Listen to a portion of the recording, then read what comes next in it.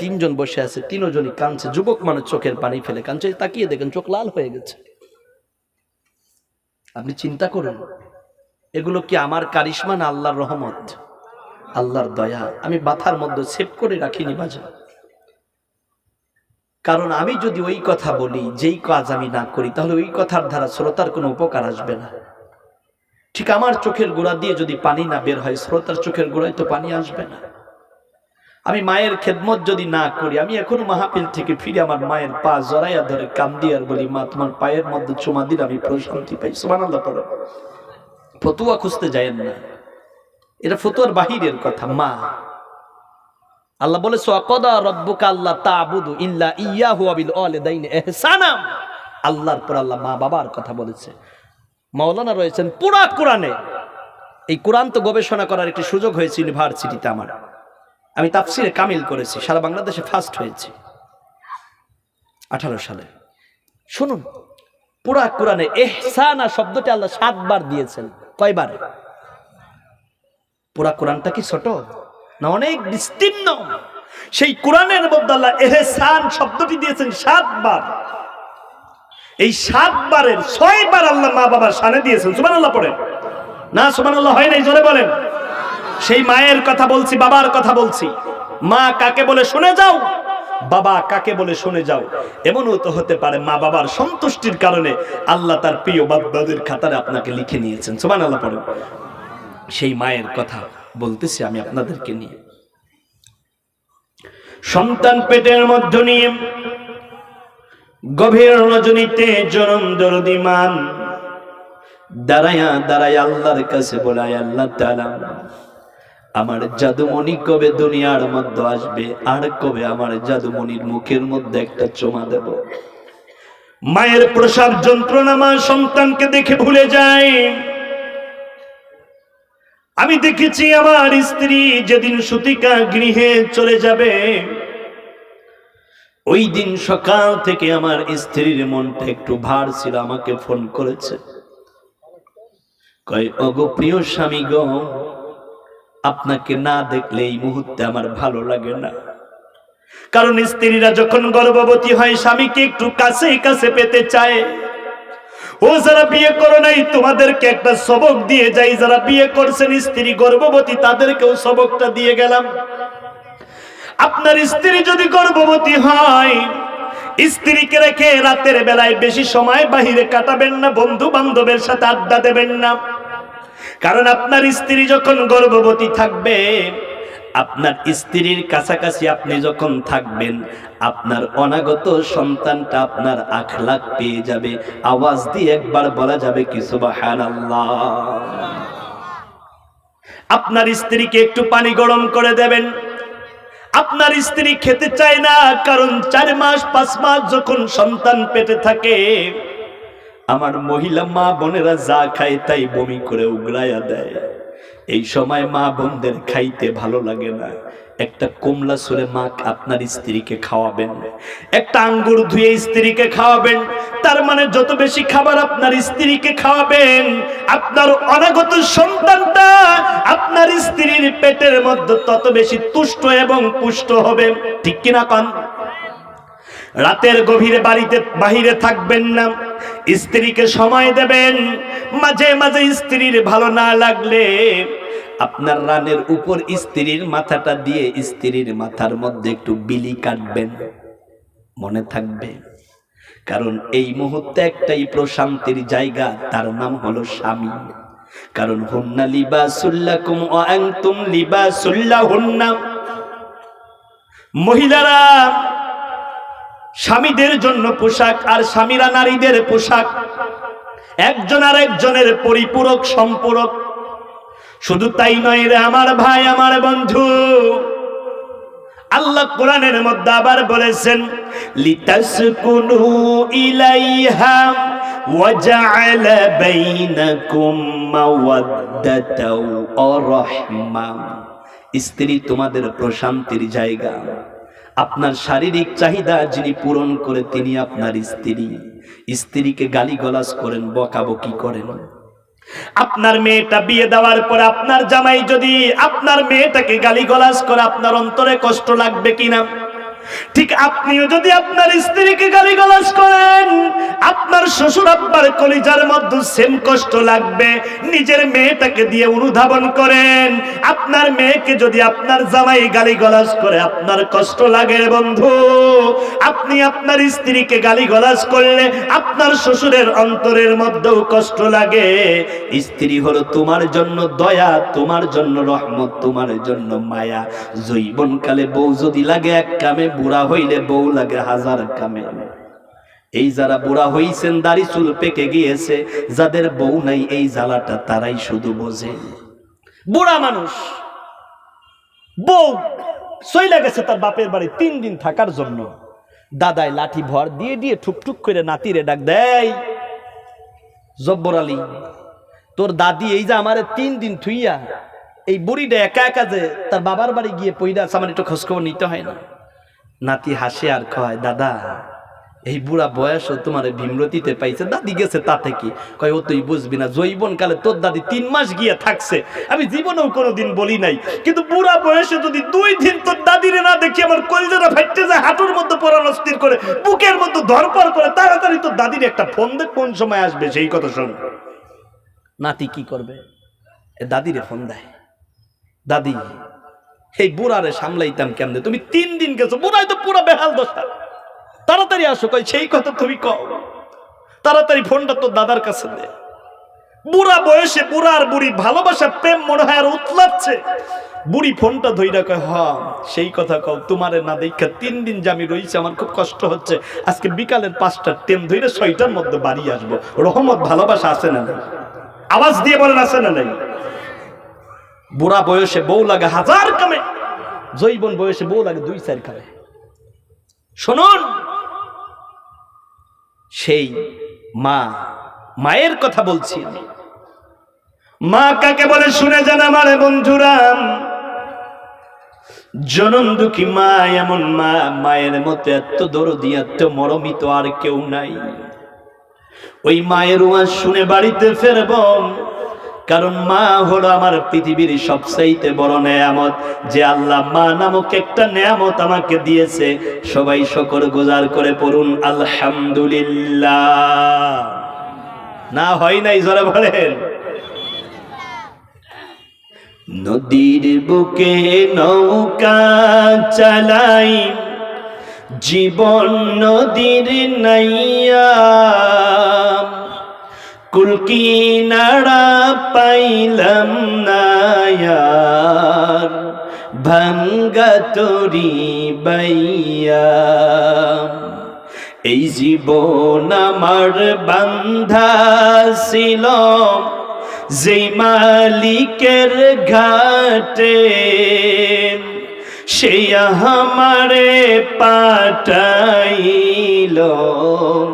সৌদানিতে হাটে।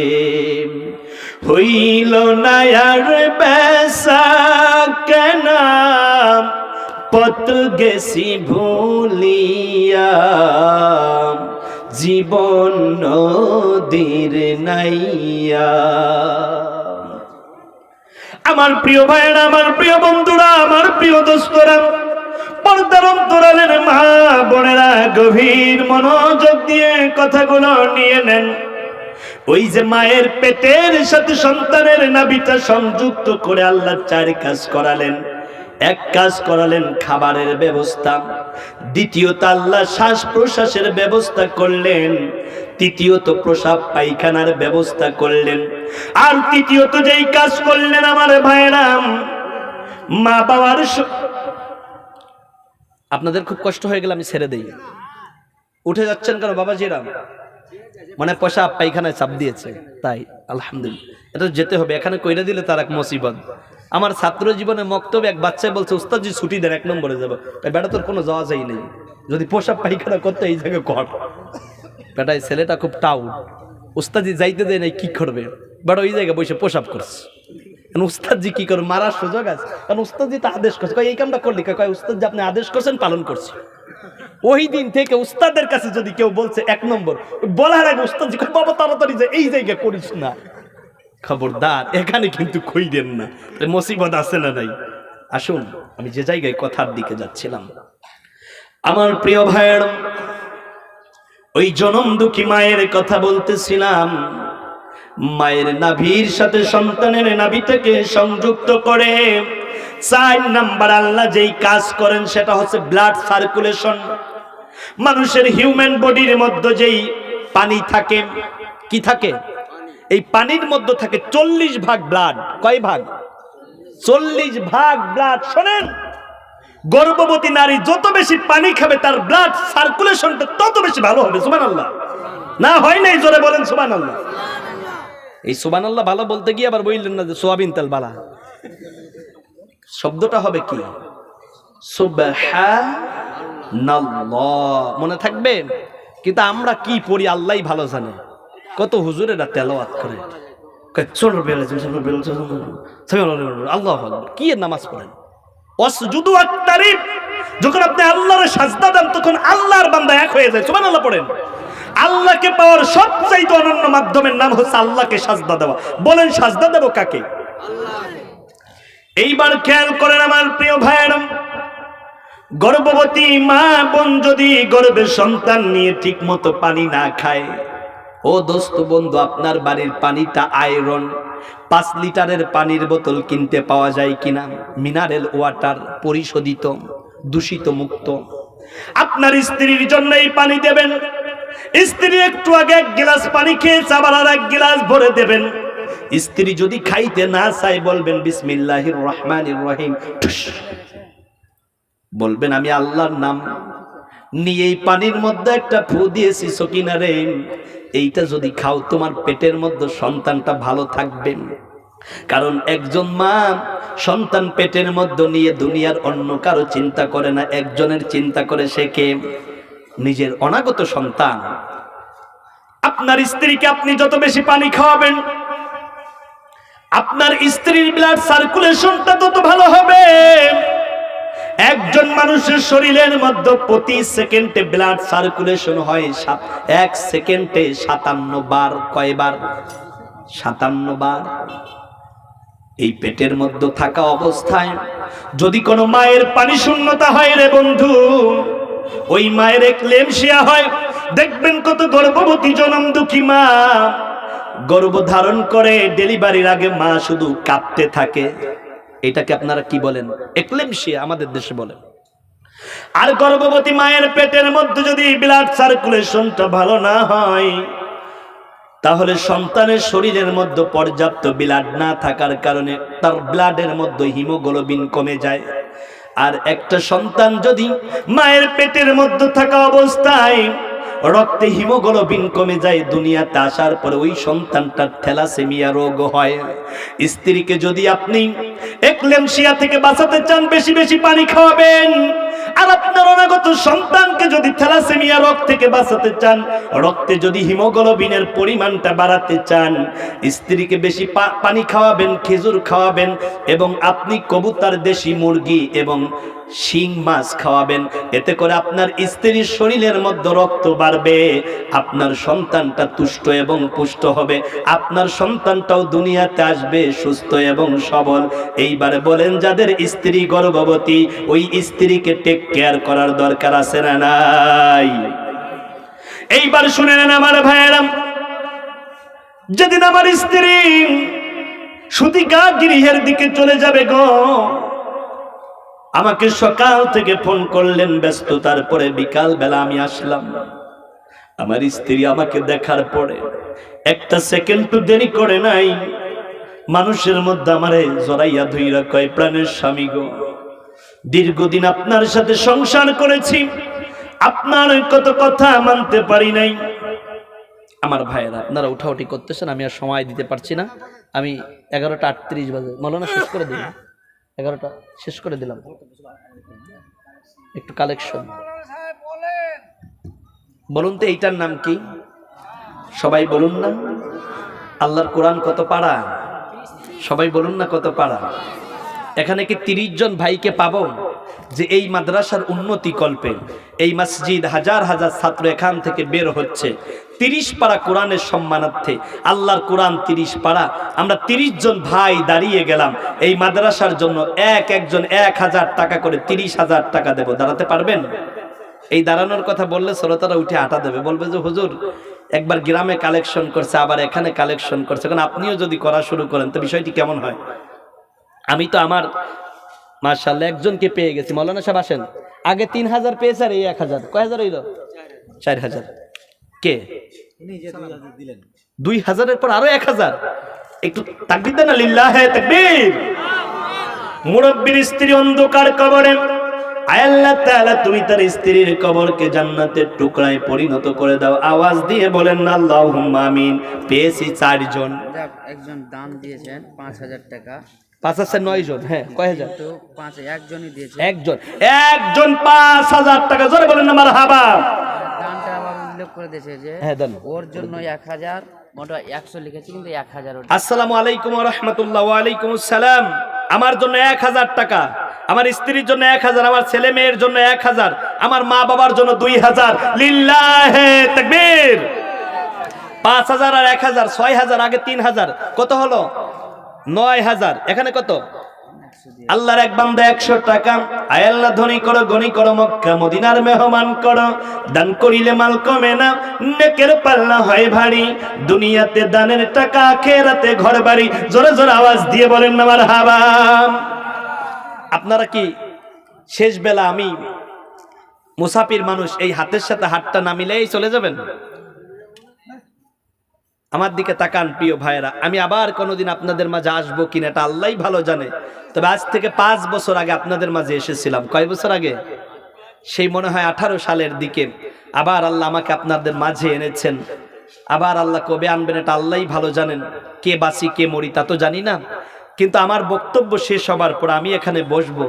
আমি চাই এই রাশাকুয়া এবং মারিয়া সৈয়দপুরের মানুষ, অন্তত তাদের সাথে তো বুক মিলানোর একটি দারুণ সুযোগ পাচ্ছি না। তবে আমিও হাতটি আগায়া দিব, আপনারাও হাতটি আগায়া দিবেন।